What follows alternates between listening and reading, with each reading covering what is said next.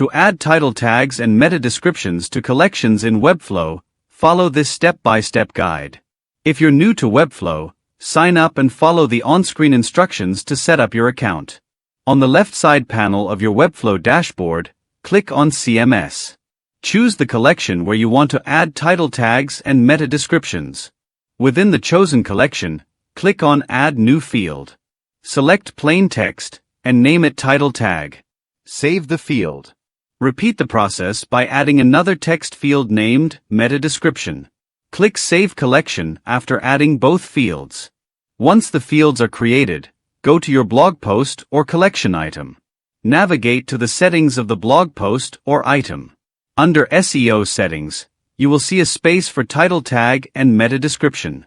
Click on the Add Field button and choose the fields you created for title tags and meta descriptions. Now go to the left panel, click on Pages, and open the page where your blog or collection resides. Click the gear icon beside the page to open the page settings. Assign the title tag and meta description fields to their respective places.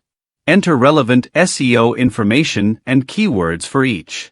After entering your SEO details, click on Save to update your collections with the title tags and meta descriptions.